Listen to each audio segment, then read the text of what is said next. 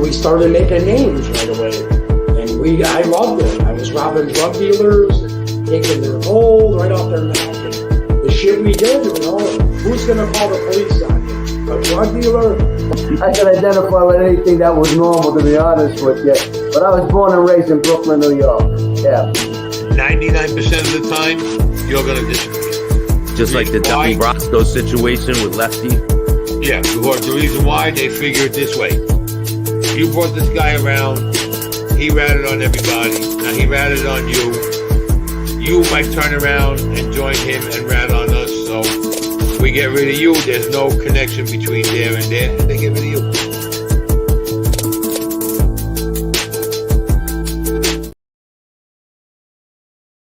Welcome to Chattin with Staxx. What's good, everybody? Welcome to another episode. So today we're going to talk about what it's like to be locked up in the Department of Corrections in Connecticut. So I went to Little Cheshire when I was a young man. I was 17. And it was a pretty dangerous place. If anyone out there has done time in Little Cheshire, you know what I'm talking about. The cell, the picture of the cell in back of me, that's a real cell in Cheshire, Little Cheshire. And I remember a lot of days, boring days in there. Hello, Tracy, how are you? So I'm going to tell you guys some stories about when I was in Little Cheshire. So this is what the cells look like in there. I walk in there. I forgot what month it was. I'm pretty sure it was around springtime. So I remember I went to prison around November. So was it? I don't remember. But so you get off the bus. I'm in county jail, right? Hartford Correctional Center. I'm in the youth block in county jail. So I'm already sentenced. They bring me to county jail and I'm sitting waiting to go to a prison. Once you get sentenced, they designate you to a prison.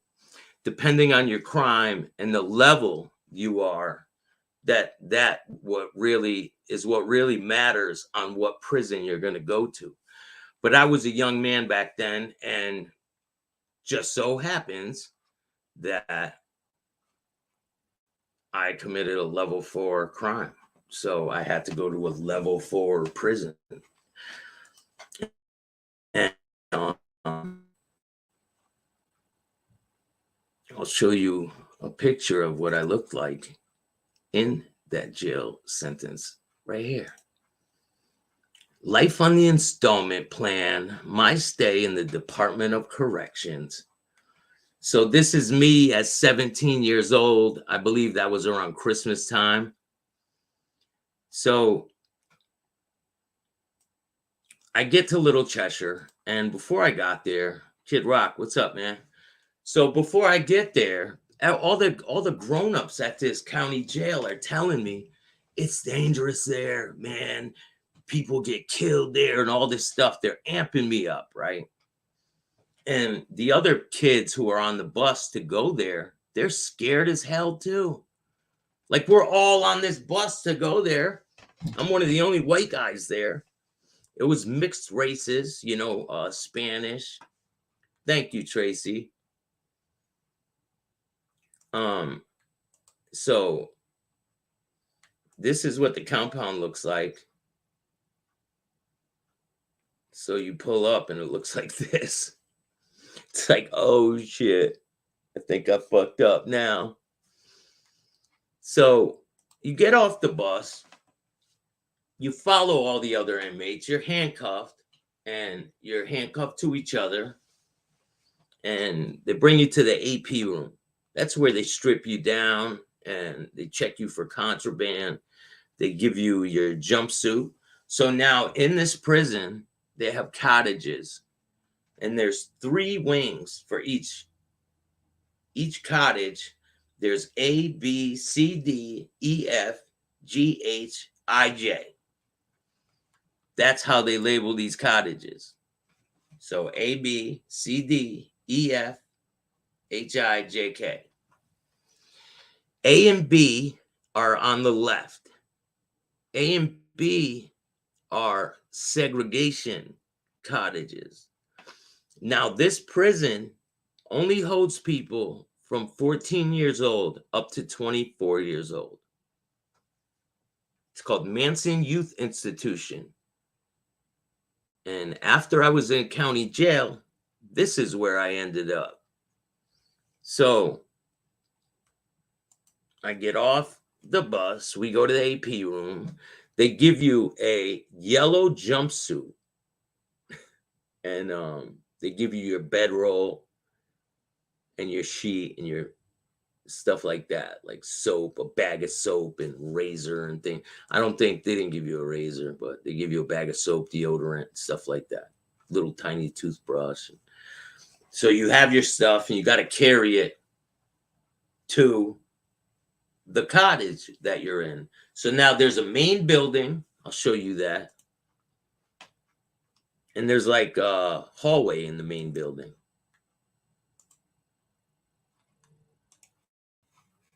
And this is what it looks like when you walk in there.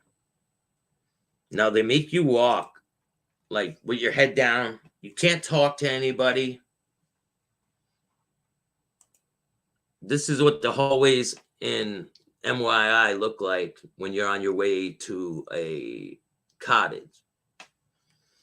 Now the cottages look like this.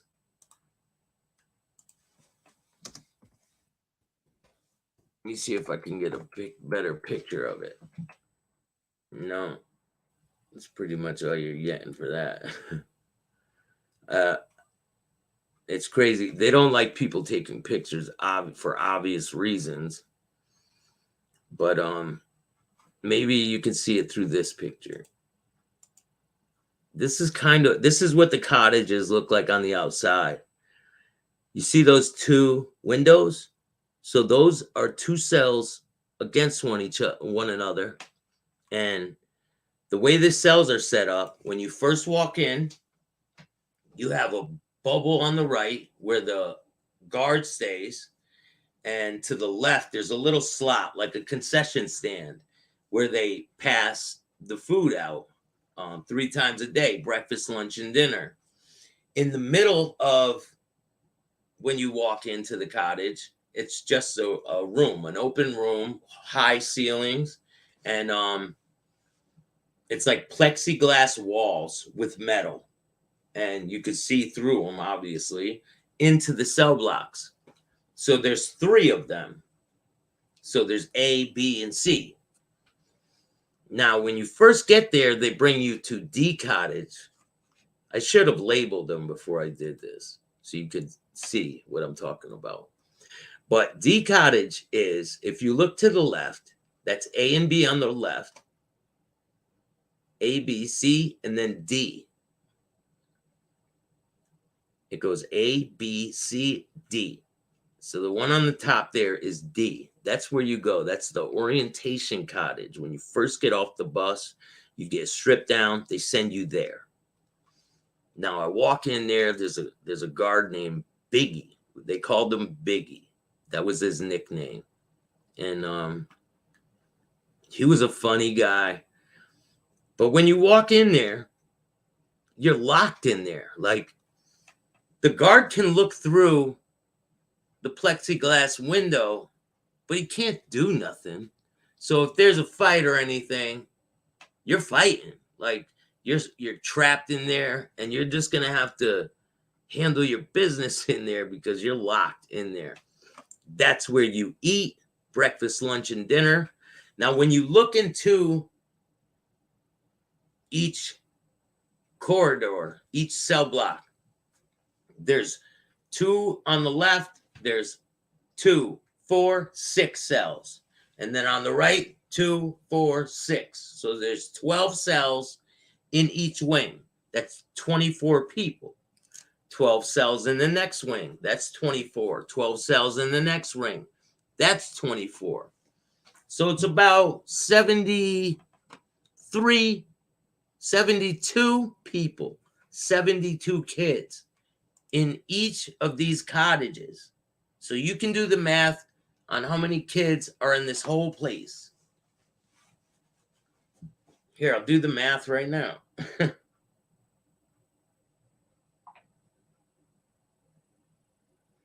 If you guys don't know, I got an interview with Joey Pyle and Ori Spado I'm about to drop.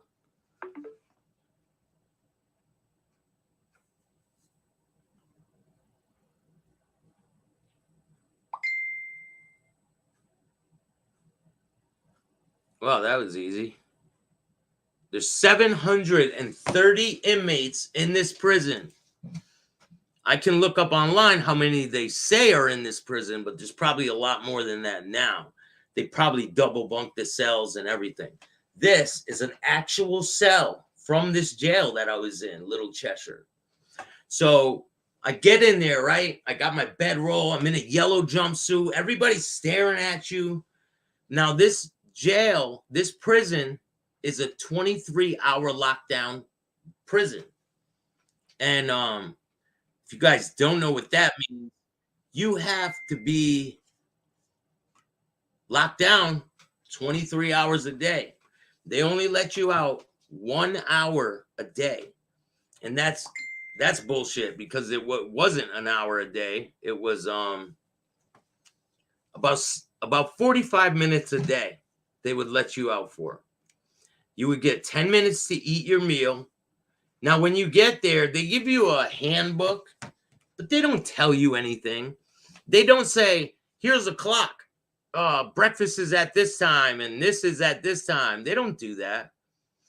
You have to like find your own way, right? So the first day I walk in there, it's late by the time we get there off the bus and everything.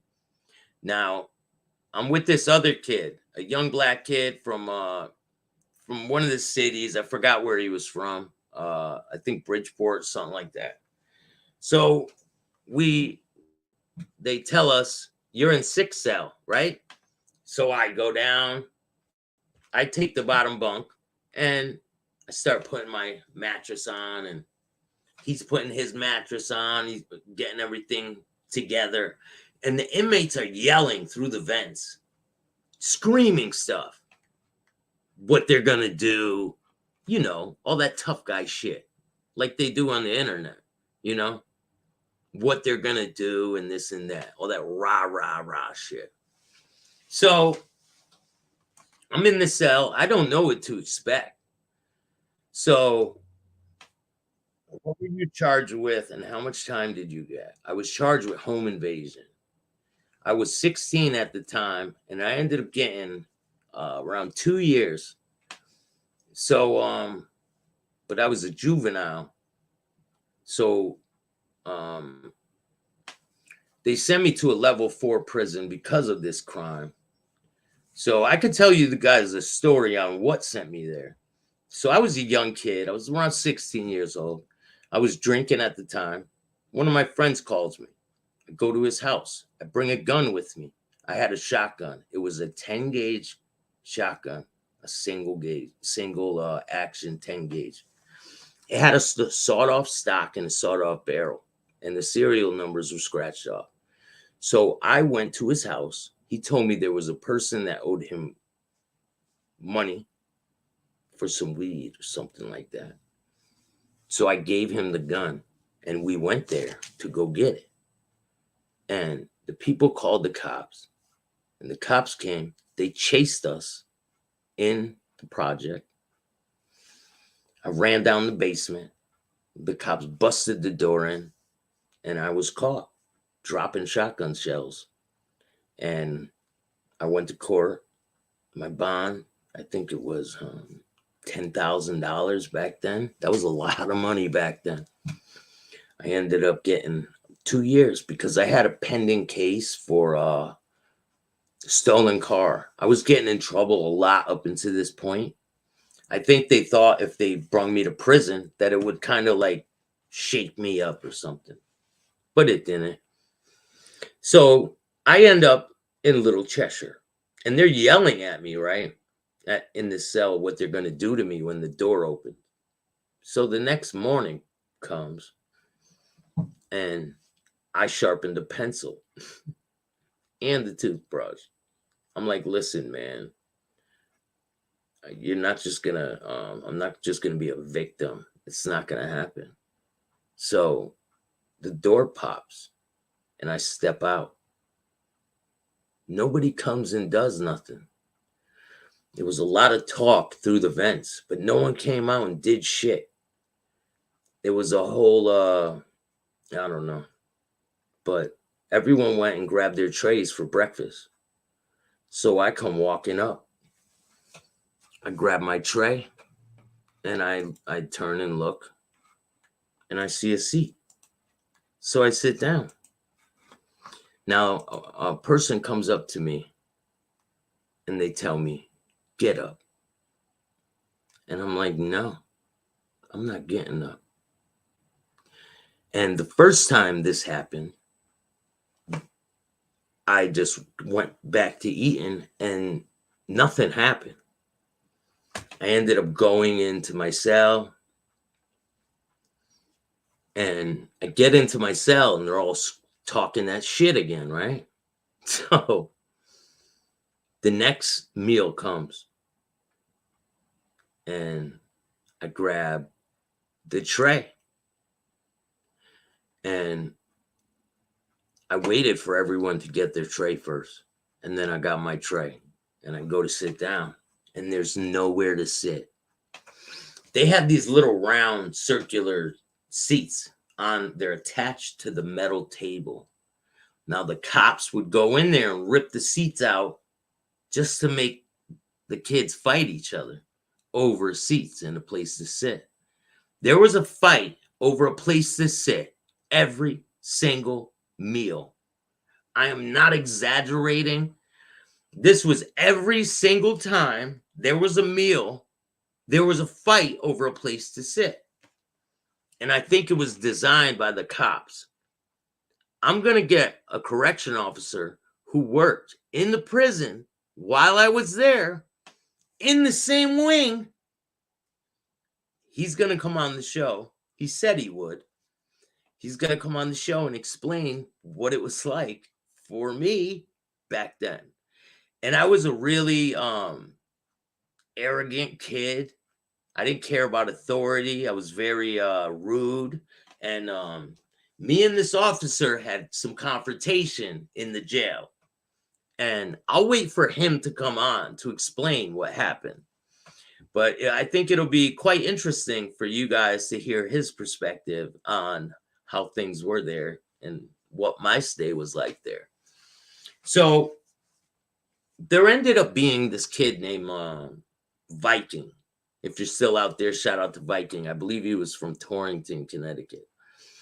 And he wasn't a punk. He was holding his shit down. And so another day comes, right, for another meal. So I go out there. I grab my tray. I go to sit down. I sit down. Now, this big kid comes up. And he's got a tray in his hand. Tells me, get up. And I say, no. And I keep eating. And it was a bad move on my end. Because I was underestimating him. Jay Costanza, what's up? So what he did, he hit me with the tray. And a big fight erupted in the cell block. Everybody started fighting. Boom. Cops come. We all go to SEG. Not the whole cell block, but me and the kid go to SEG. I end up getting out. And then I believe there was a couple of more fights. Because I was fighting all the time. Like I was in the shower one time, I remember. I'm in the shower. So now in these tiers, you get like 15 minutes to take a shower. That's it. So there's 3 tiers, and they would have showers in each tier, like right when the tier starts. So it would be, you would walk inside, and the phones are inside each wing. Now, when they gave you rec time, if it was cold outside, they wouldn't let you go outside. But what they would do is they would open the wing doors for each cell block wing, and you would be able to walk all over the place. You take a shower in the third wing, you take a shower in the second wing, and that's how it was. And so when you would get your meals, you would walk up. It was like a hole in the wall, like a concession stand, and they would slip the tray to you.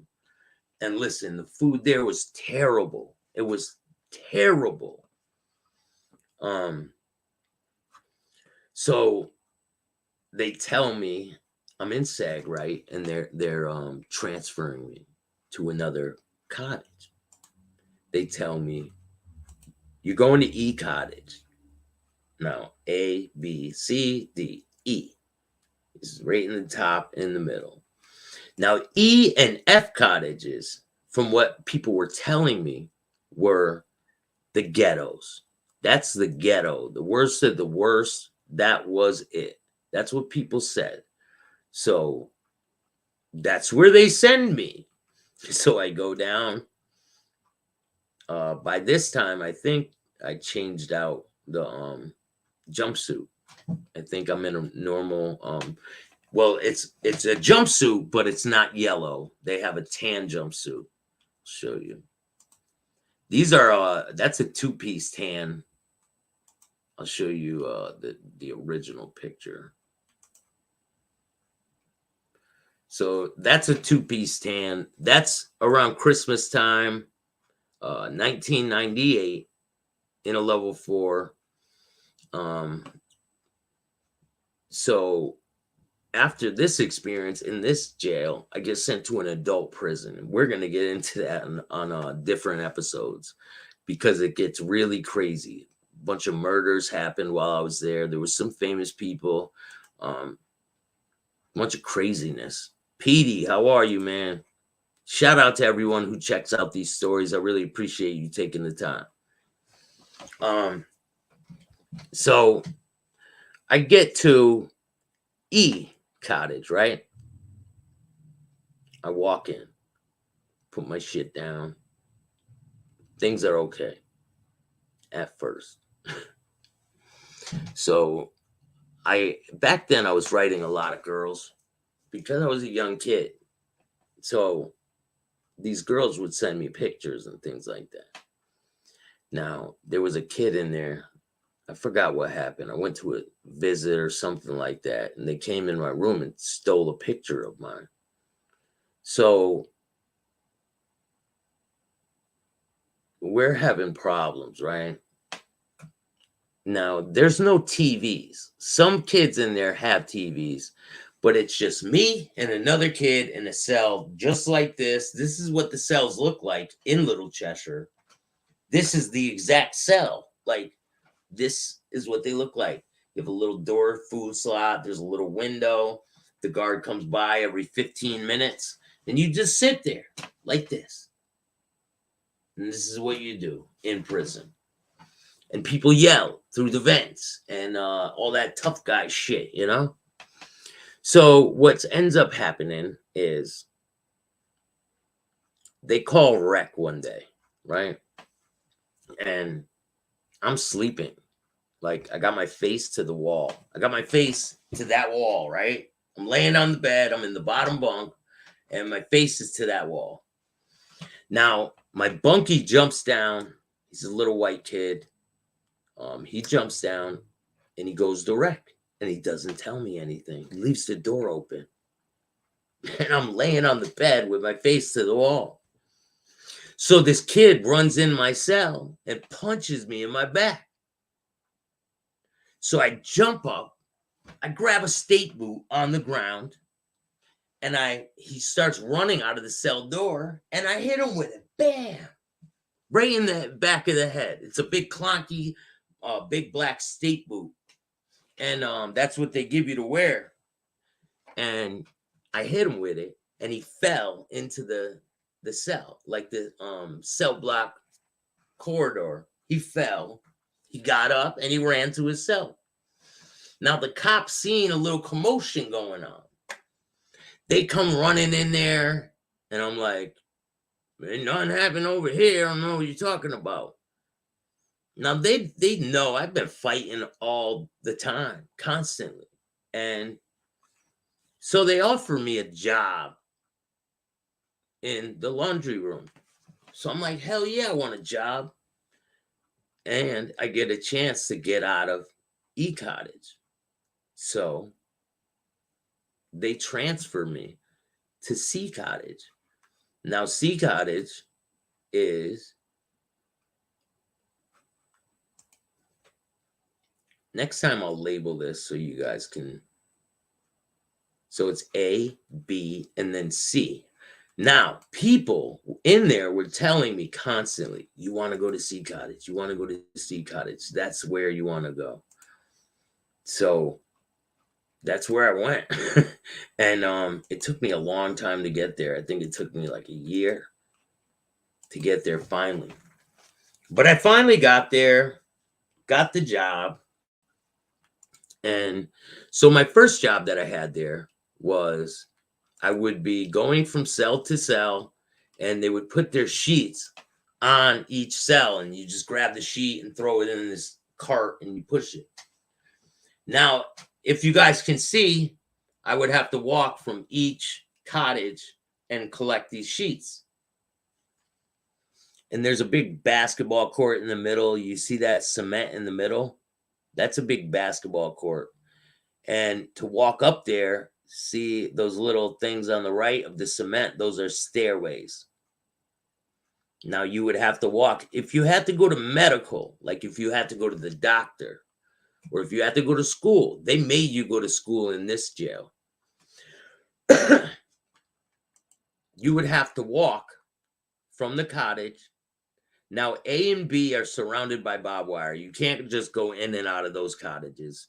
It's like the prison within the prison. That's where you go if you get into a fight. Now, C and D. C is the worker cottage.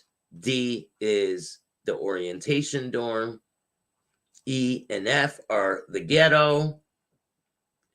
H, E, F, H, I is for, I forgot what they put in there.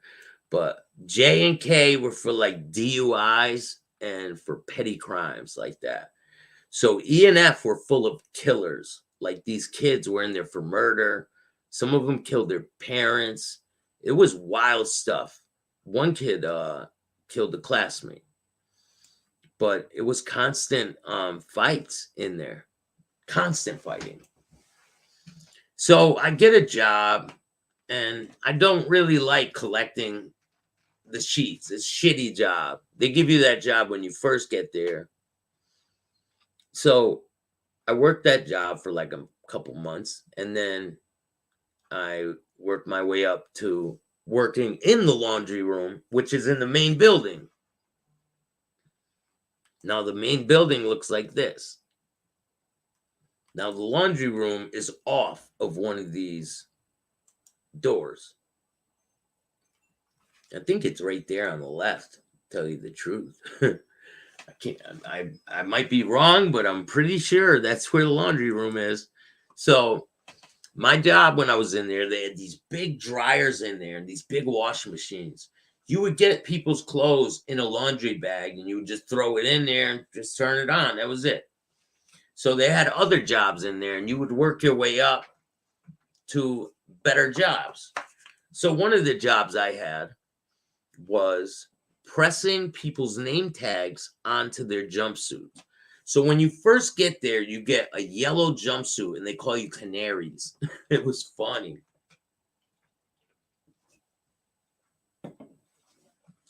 So my job was to take this thing. It was like a heat press, and you clamp it down, and it will press your name and your inmate number to your jumpsuit.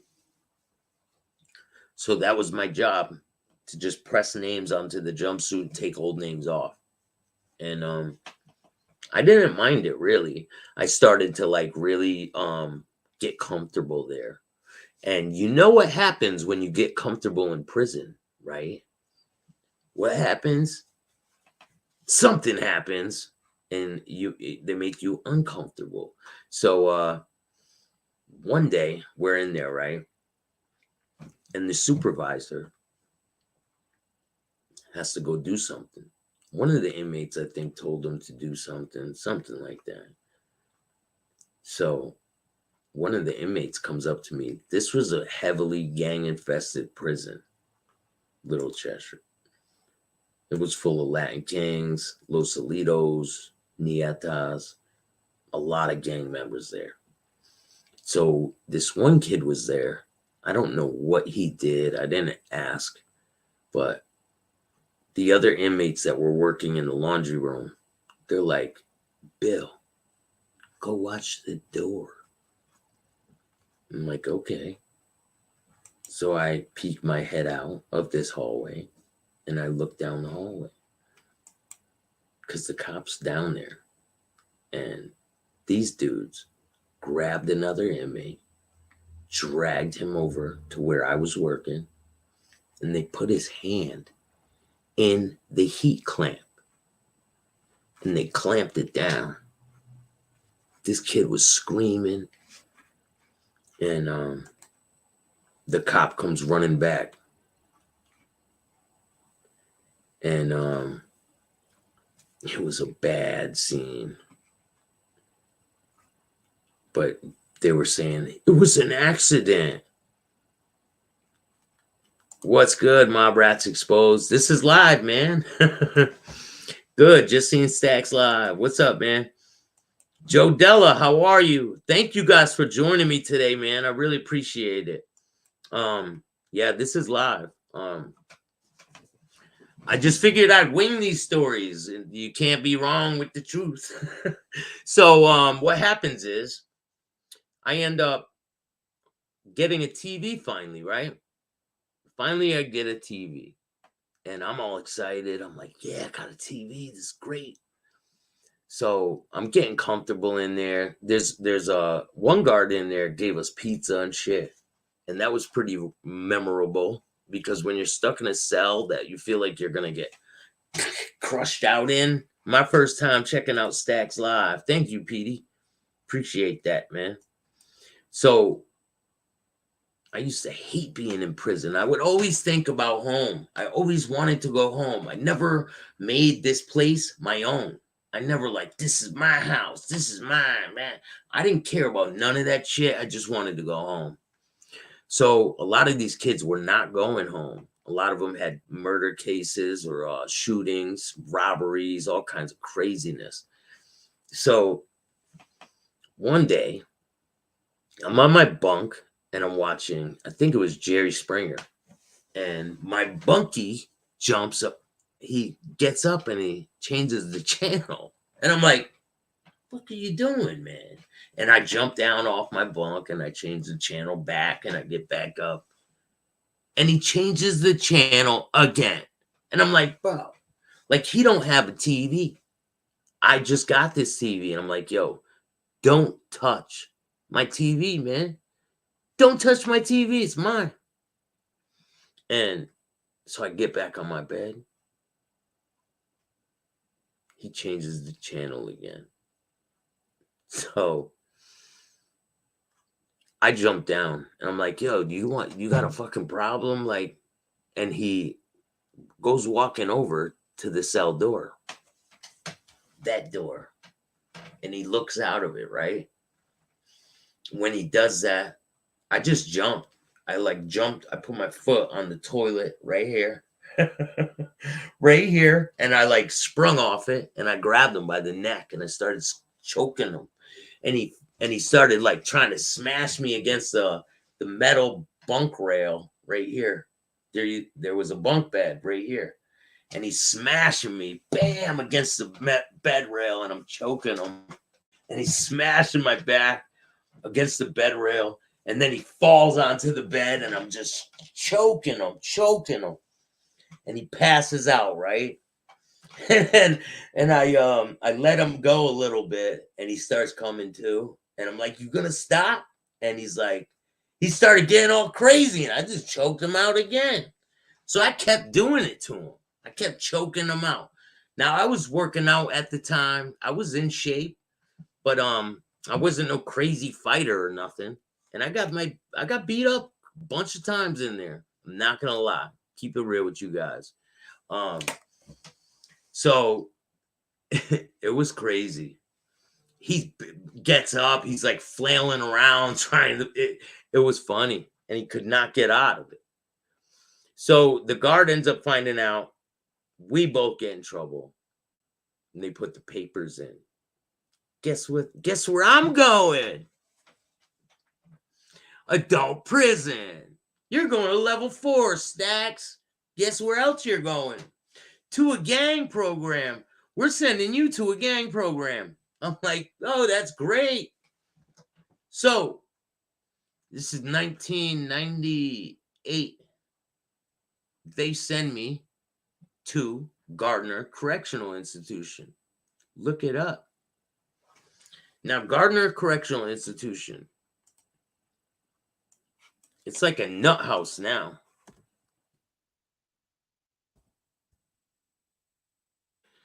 But back then, it was a gang block. I'm going to show you what Gardner looks like. I was there for a long time. Quite a bit. I didn't think I'd find any pictures of inside, but I did. I got some pictures of inside. So I used to work in the kitchen in Gardner. There was a bunch of murders that happened while I was there. I'm going to explain everything that I know. A riot broke out when I was there. I'm going to explain that one. And it just so happens that one of my bunkies that I was in there with hit me up. He commented on one of my videos, and I told him to come on my show, but you know, some people don't like to be on social media or things like that. So you were in a similar place, MRE. I only did 2 weeks in prison. So the first time I went to prison, it was around 2 years. Second time, I think it was, I told you, life on the installment plan is what I had. Until I got sober, I was going to prison for the rest of my life. This was me at that time. And I was just in and out of prison for so long. And it gets tiring. I think addiction is a big part of the reason why I was in and out of prison. It takes a lot to finally get your stuff together. And if you're struggling out there with drug addiction, reach out. I can help you get into a program. I could steer you in the right direction. But only you can do that. I can't do it for you. But anyway, there's a lot of people out there too. I want to address something. A lot of people are trying to make themselves relevant. Guess what? I don't give a fuck about you. You are irrelevant. I don't know if you understand what that word means. Irrelevant. I don't know you. You are irrelevant. Say it with me. Irrelevant. That means you don't fucking matter to me. Thank you. Let's get back to the story. So I saved one of the articles from when the guy got murdered when I was there. So I'm going to read it to you guys.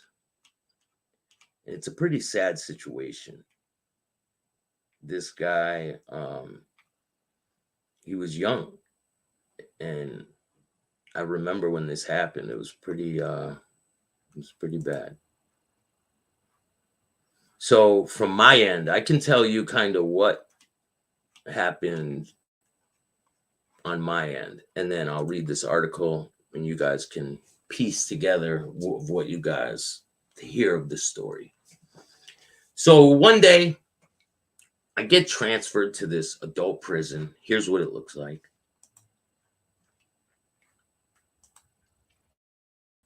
And I'm there for a while. I'm getting accustomed, you know.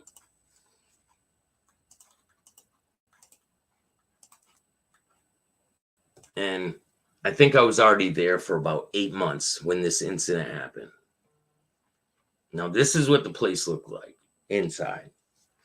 They have a booth where the 2 officers sit in the bottom, and there's cells all the way around, right? All the way around. Now, when I first got there, I was in the bottom, one of the bottom cells. And then some months go by. I'm going to explain all of this because there's crazy stories in between. But I'm in the bottom at first, and I get moved to the top eventually. One night, I'm sleeping, right? I used to sit and watch TV all night long. I used to just sit. I would turn the tint on my TV real low so the guard couldn't see it, and I would just watch TV all night long. Because they would come around and make you turn your TV off at a certain time. And then they would do count. I would just shut the TV off, pretend like I was sleeping. They would walk by, I would turn it back on. So what happened was, I turn my TV off. It's probably 1 a.m.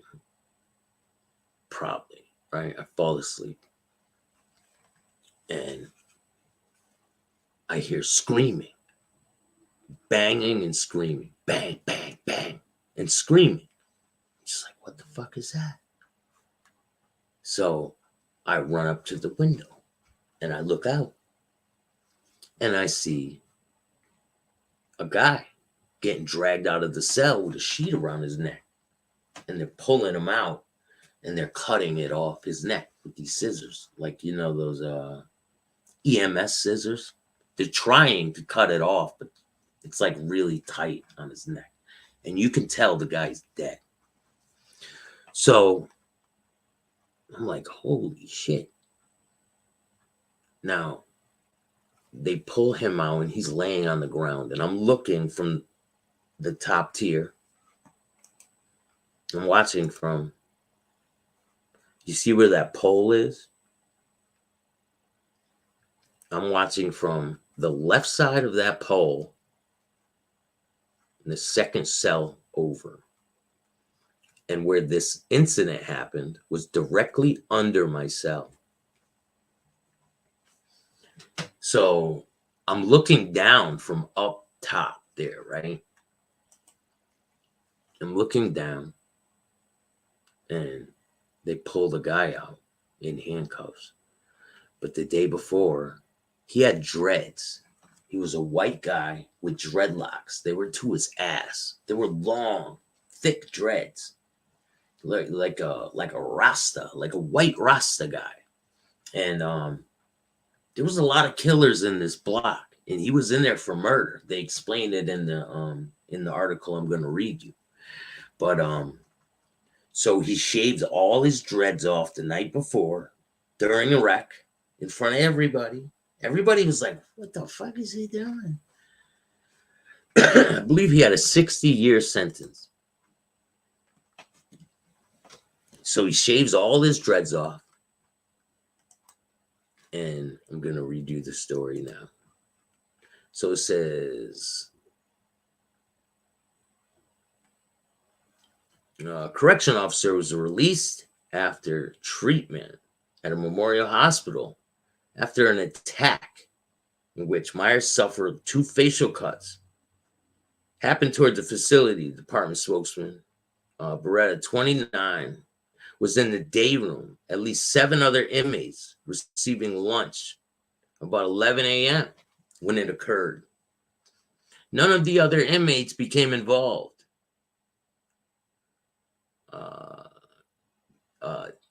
The guard who was accompanying the warden suffered an arm and a finger cuts.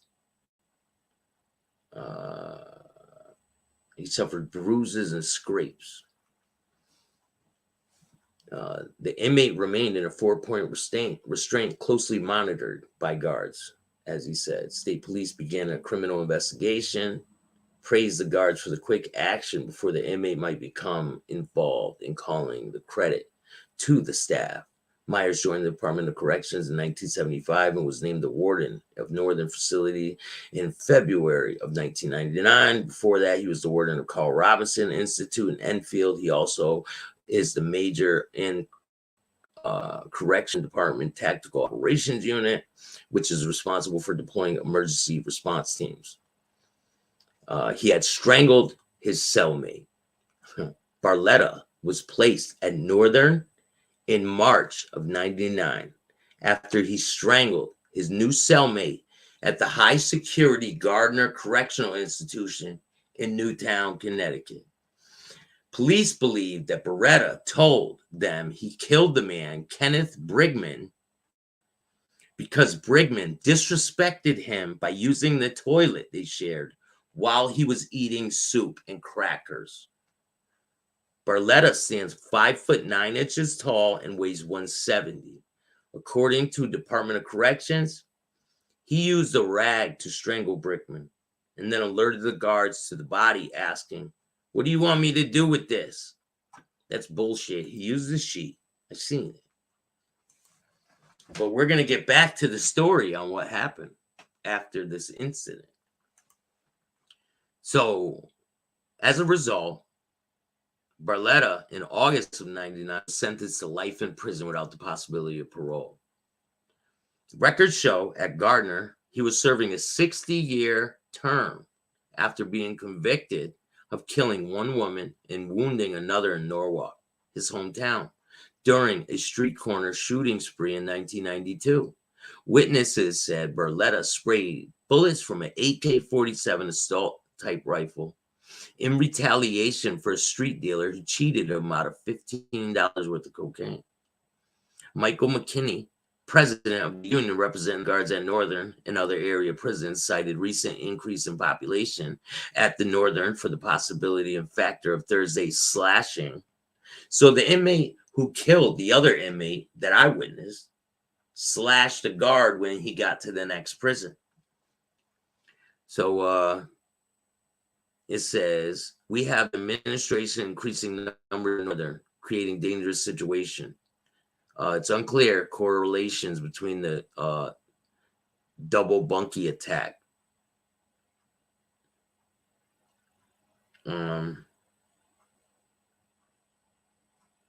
Mining also for the Department of Corrections to look for alternatives for using razor blades by inmates. He recalls in January incident at McDougal Institution in Suffield, in which a female guard was hospitalized after an inmate attacked her using a razor blade attached to a toothbrush handle. Nothing but letters history for behavioral,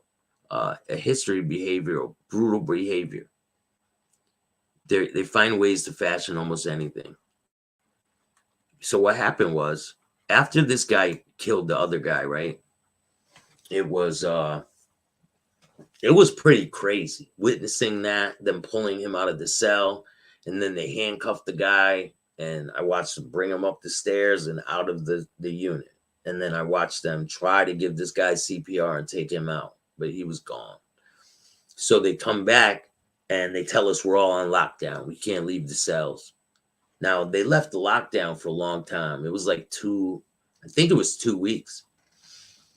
Could have been longer. But they shut our water off. We could not flush the toilet. They wouldn't let us take a shower. And the first day, they started, the state police called us out, and they were questioning each inmate in the facility because of the murder investigation. It was pretty wild stuff. I have a lot of stories to go with this, and I'm just getting started.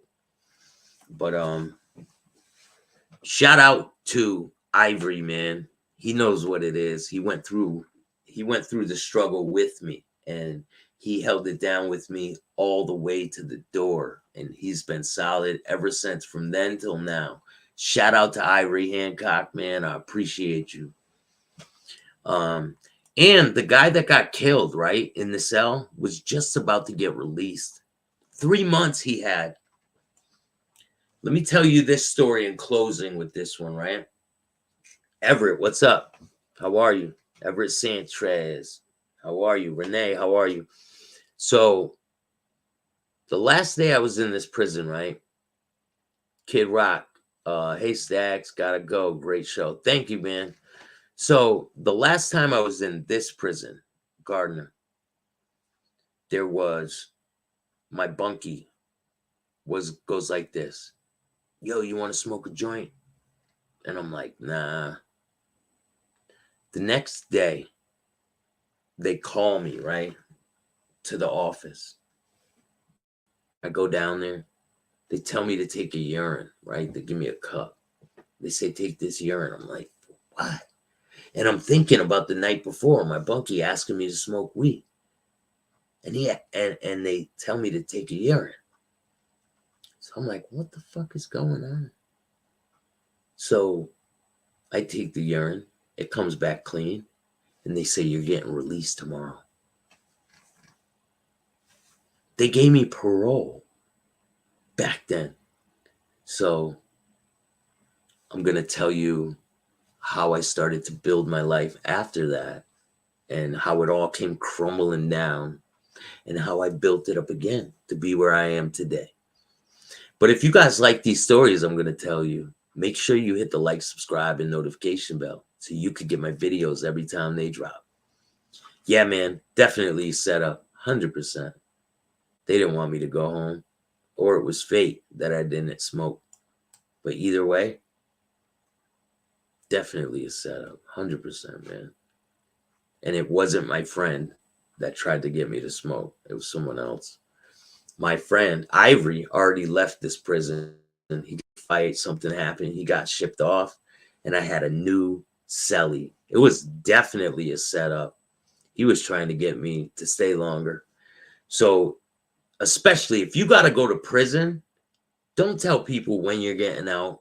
Don't tell people any personal information because it'll end bad. Trust me. But if you guys like these type of stories, hey, donate to the channel. I'm trying to bring things to another level, and I need funding. If you can, donate through Cash App, Venmo, PayPal, any way you feel fit. If you donate 50 cents, $1, I don't care. It could be anything. Anything is appreciated. Bill, you got a great friend, Joey Powell, coming on your show. He knows. Yes, Tracy Bruce. Yes, shout out to Joey Pyle. Joey Pyle's a great guy. 5 o'clock, don't miss it. Ori Spado and Joey Pyle. And it's funny. It starts off really funny. I hope you guys like these stories. And there's a lot more to come. Because I got a job in the kitchen in Gardner. And I'm going to explain all of it. What it was like to work in the kitchen. And I had a situation happen. All these gangsters, right? I thought I was tough shit back then. I thought I was the shit. No one could touch me, man. No one's touching me. So one day, I'm walking all cocky to the kitchen, my job, because I've been working there for a while, right? I got some friends in there. Everything's good. I walk into the kitchen. What's up, man? What's up? What's up? Everyone's, what's up? And I go up to my friend, Pookie, and I say to him, hey, Pookie. I said, yo, the other day, man, I was walking by a cell, and I saw 2 dudes, and they were doing some nasty shit in there, man. And I go, that'll never happen to me. Never. And I said, they would have to, my dead body. By the time I got those words out, to get that word out, 8 dudes grabbed me in the kitchen. And I'm struggling to get out. 8 grown men grabbed me in the kitchen. And I can't move. And I'll tell you what happens next on Chattin with Staxx. Make sure you hit the like, subscribe, and notification bell so you can get my videos every time they drop.